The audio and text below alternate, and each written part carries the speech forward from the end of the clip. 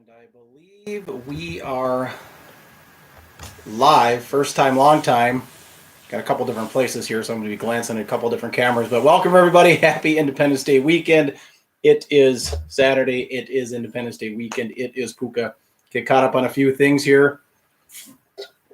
Well, you couldn't ask for any better weather on, well, if you like hot weather, you can't ask for any better weather for 4th of July weekend. So I hope all of you have a good time celebrating your independence. I actually got one for you out west.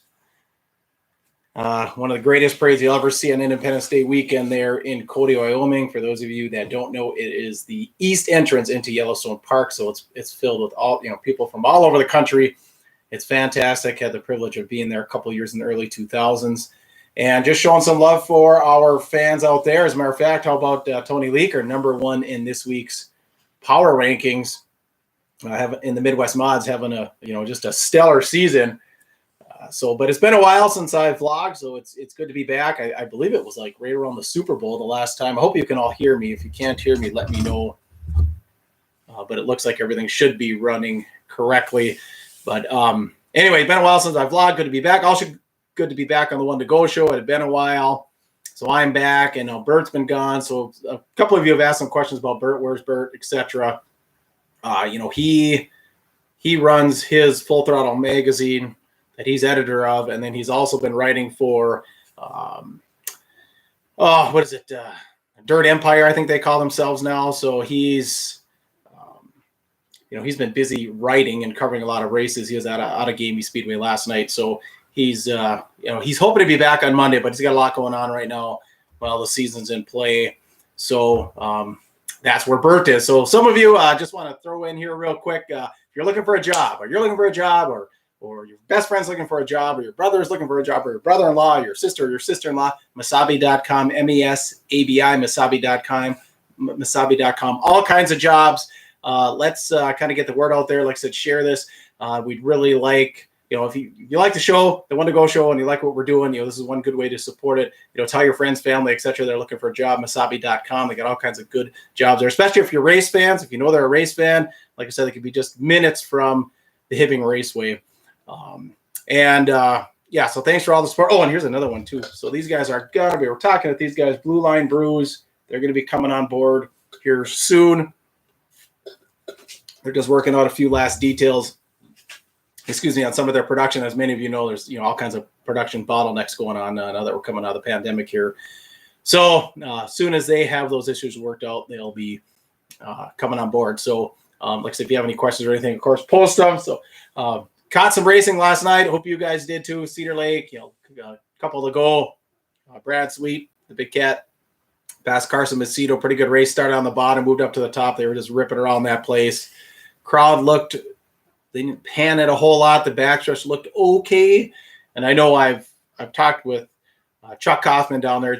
For those of you that are my age, you'll remember when Cedar Lake, the World of Outlaws, was a Monday night show, came through quick, just one night deal. Superstocks were involved there. And I don't know, it's been maybe half a dozen years or so that they've got the 2-day show over the 4th or right around the 4th. And speaking with Chuck, it's been okay. It's been good, but it's not the USA Nationals. The USA Nationals is a big one at Cedar Lake. And if you talk to someone at World Racing Group, they'll tell you, 90% of the resources go to World of Outlaws Sprints. They don't go to the late models. As a matter of fact, if you watch on Dirt Vision, you'll get an instant replay with the World of Outlaws Sprints. There are no instant replays with the World of Outlaws late models. So the resources are going to the sprints. But like I said, when they come to Cedar Lake, the crowd is definitely much bigger for the USA Nationals. That's, basically a month away now. So looking forward to that. Dirt King's out of Gamey. Bert said it was a fantastic crowd out there. Of course, Nick Amvlink, your winner there. Border Battle, Ganaclaw in Superior. So if you're watching the One to Go show, my pick for the weekend was Jody Belfa. He won last night. Now I'm a little bit worried. Can he put it together 2 nights in a row? A lot of good cars there. Ashley Anderson was on his heels. Of course, Nebraska in the field. Mike Anderson. Skeeter Esty ran up front. So, a lot of good cars down there. Daryl Nelson. So we'll see what happens. I'm hoping he can pull her off 2 nights in a row. Of course, the Hell Tour is going on. Bobby Pierce made it 3 in a row. That's win number 32 for him on the tour, which is ironic since he's number 32. So it's golden win, so to speak. And Shannon Babb still on the outside looking in. He's still looking for that 100th wins. It's just eluded him this year.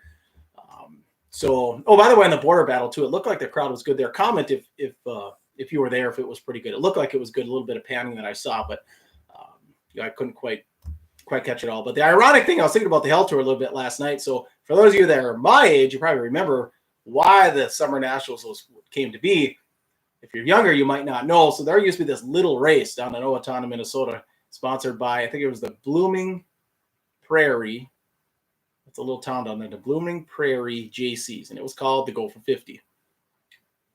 Yeah, 7 mods at Hell Tour. That's well, hey Jeff. Well, hey, same thing up here. I mean, I don't know what's going on with the mods in general. It's getting tough, and that 10, I think we talked about this on the One to Go show just a little bit a couple weeks ago. 10 or so years ago, not a racer, but I remember hearing they opened up the motor rule. You're basically buy a late model motor to run in a mod, and of course the purses aren't near the same mod to late model.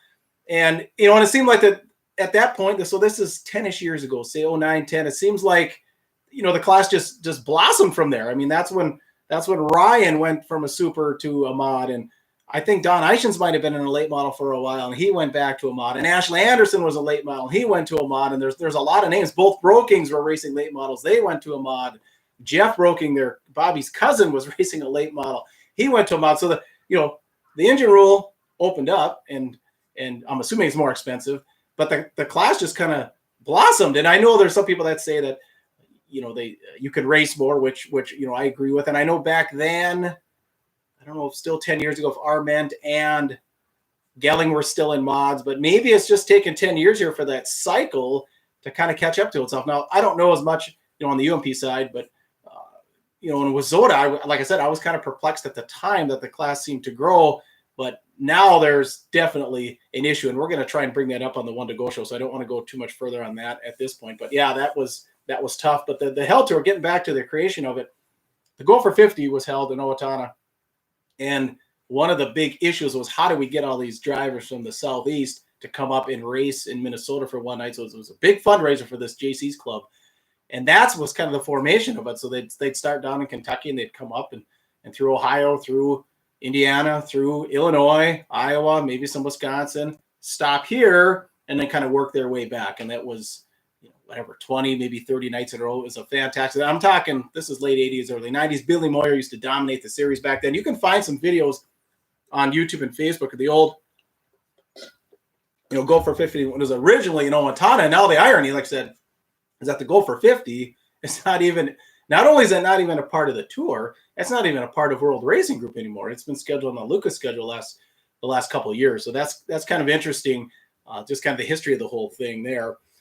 So today, the border battle will continue. Like I said, I'm pulling for Jody Belfi. Tough weekend for the late models up here, incidentally, because of the border battle. Hibbing's not racing tonight, so the guys in my area kind of locked out of the late model guys, at least kind of locked out of some racing. But Hell Tour tonight, I believe they're at Fayette. It's either Fayette County or Fayetteville County, which is in Brownstown, Illinois, not to be confused with Brownstown, Indiana. So they're back in action. Bobby Pierce will not be there. His sister's getting married. He made some comments about that last night during the interview in Victory Lane. The Dirt Kings, that to Shawano, I think that race rained out last week. So they got 2 nights in a row, like I said, Friday night at Outagamie, and now tonight in Shawano. And of course, the World of Outlaw sprints will continue things at Cedar Lake. And we talked about Christmas in July on the One to Go show. That's going on down at Eagle Valley. Mississippi Thunder's having a little bit of a special for the mod. So there's definitely a lot of racing going on. That's why I'm kind of asking somebody what the fan count is like. Even for me personally, around the 4th of July has never been a time to hit a lot of racing. It seems to be hitting it May and June, and then hitting it more late July and into August, and capping off kind of on Labor Day. But that leads me into next weekend, or not just next week, but the schedule. Man, I've got so much stuff in front of me here. July, not just local racing, but packed. They've got a couple Challenge Series races towards the end of the week. For the late models, Crown Jewel stuff starts on the 23rd and 24th, actually on the 22nd, down at I-80.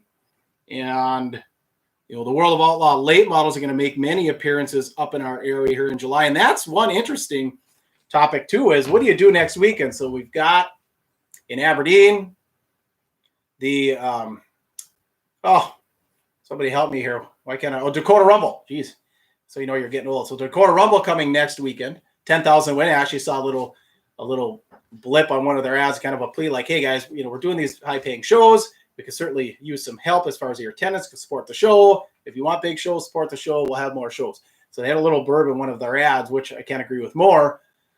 But then now Jackson has come on board with their World of Outlaw show, which will be next weekend. Now, to a racer, for those of you racing, say, well, gosh, that's kind of an easy decision. We can't compete with the World of Outlaws, tires, etc. We'll go to Aberdeen. But as a fan, it makes it a little bit tough. Like for me, it's closer for me to go to Jackson than it would be to go to Aberdeen. I don't know if I'll be able to hit any. I'm going to kind of keep my eye on the weather. I guess the more I thought about maybe the atmosphere, if you're looking, if you kind of compare it to like a college football game, college hockey game, college basketball game, you're probably going to get more of that atmosphere in Aberdeen.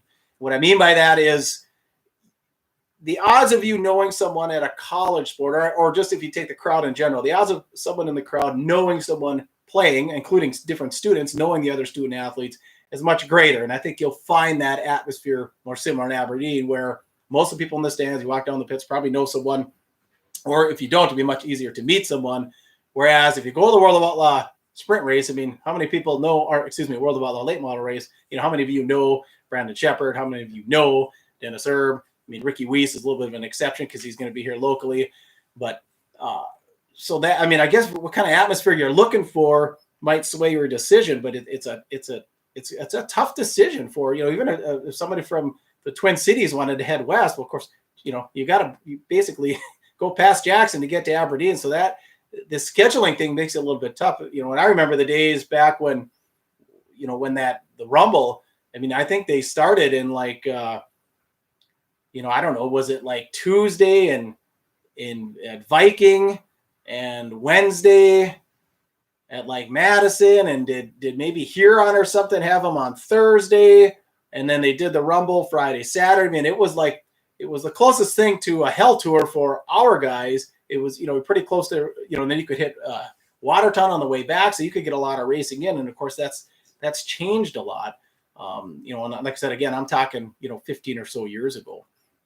So, well, with that, I've got to get my kids out on the boat, out on the lake, a little Zorba's run for lunch here for the Independence Day weekend. But I wanted to wish all of you, a great Independence Day weekend, safe one. And like I said, I want to get on here. It's been like since around the Super Bowl since I've been get on. But now that my wife's getting healthy, I ended my another year of old man's hockey, so I got more time. I'll hopefully get on here. Speaking of hockey, we're dropping another, we dropped a video here the other day, but in a podcast. But we're going to be doing some interviews this month. We got them set up. I included, I believe, we're this close with the 2013 Hobie Baker winner out of Hermantown, Drew LeBlanc, who's currently playing professional hockey over in Europe. So he's going to be one of the guys.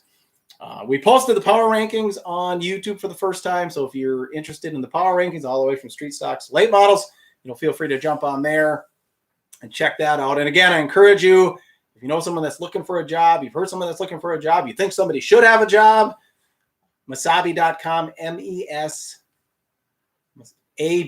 Mesabi.com, L&M Radar. And as some of you that are watching, listening, you're welders. They are dying for welders. I mean, if you're a decent welder, you will get hired for a good wage. So think about that. You're a decent welder, but a good wage. And that's what they'll offer you there. Like I said, especially if you're a race fan, you're just right down the road from the track. So again, everyone thanks, buddy. You too. You guys all have a great, safe weekend. And we'll catch you on the next vlog, or we'll catch you on the One to Go show. Take care, everyone.